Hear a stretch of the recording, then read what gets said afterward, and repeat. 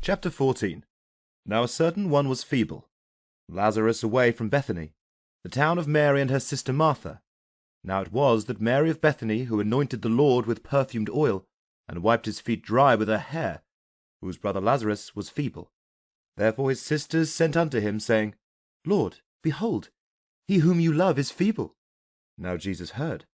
He said, This infirmity is not unto death, but for the glory of God, so that the Son of God be glorified through it. Now Jesus loved Martha and her sister Mary and Lazarus. Therefore as he heard that he was feeble, then indeed he stayed 2 days in that place where he was. Then after that he said to the disciples, Let us go into Judea again. The disciples said to him, Rabbi, the Jews at this moment are seeking you stoned, and you are going there again? Jesus answered, Are there not indeed 12 hours in the day? If anyone walks in the day, he does not stumble because he sees the light of this world.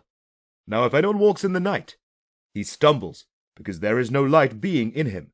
These he said, and after that he said to them, Lazarus our friend has fallen asleep, but I go so that I awaken him out of sleep. Therefore the disciples said to him, Lord, if he sleeps, he will be saved. Now Jesus spoke concerning his death. Now they thought he had spoken concerning taking rest in sleep. Therefore then Jesus said to them plainly, Lazarus is dead, and I rejoice through you that I was not there so that you believe. But let us go unto him. Therefore Thomas, being called Didymus, said to his fellow disciples, Let us also go, so that we die with him. Therefore when Jesus came, he found him having already been in the tomb 4 days. Now Bethany was near Jerusalem, about 15 stadia away, and many from the Jews came unto Martha and Mary, in order to comfort them concerning their brother. Therefore as Martha heard that Jesus was coming, she met him. Now Mary was sitting in the house. Therefore Martha said unto Jesus, Lord, if you had been here, my brother would not have died. But also at this moment, I know that whatsoever you ask of God, God will give to you. Jesus said to her, Your brother will rise. Martha said to him, I know that he will rise in the resurrection in the last day. Jesus said to her, I am the resurrection and the life. He believing into me, though he die, he will live. And whoever living and believing into me will never into eternity die. Do you believe this? She said to him, Yes, Lord, I believe that you are the Christ, the Son of God who has come into the world. And saying these, she went away and called for Mary her sister secretly, saying, The teacher is present, and calls for you. As that one heard, she arose quickly and came unto him. Now Jesus had not yet come into the town, but was in that place where Martha met him. Therefore the Jews who were with her in the house, and who comforted her, when they saw that Mary arose quickly and went out, they followed her, saying that she is going to the tomb in order to sob there. Therefore as Mary, having come to where Jesus was, having seen him, fell to the feet of him, saying to him, Lord, if you had been here, my brother would not have died.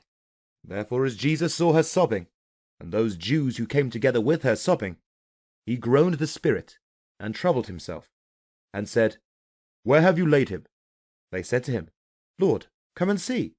Jesus wept. Therefore the Jews said, See how he loved him. Now some from them said, Could this one who opened the eyes of the blind not also have made that even this one not to have died? Therefore Jesus, groaning in himself again, came to the tomb. Now it was a cave, and a stone pressed upon it. And Jesus said, Take away the stone.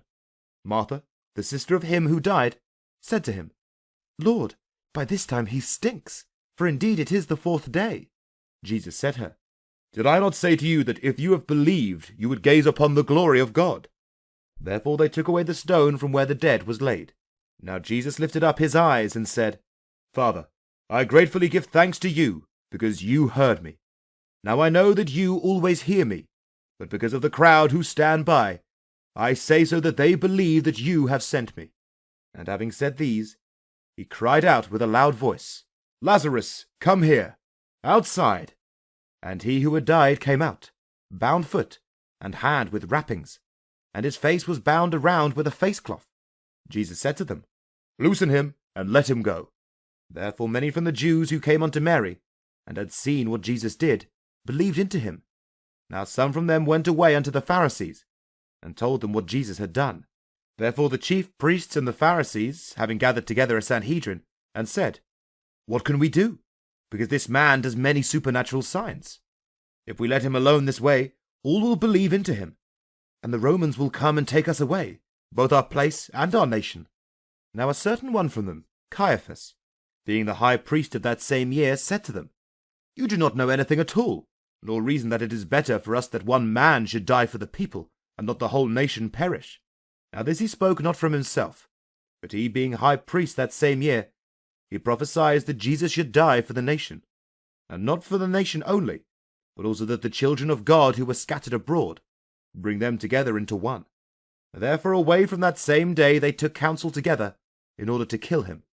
Therefore Jesus walked no more openly among the Jews, but went away from there into the region near the wilderness, into a city called Ephraim, and continued there with his disciples.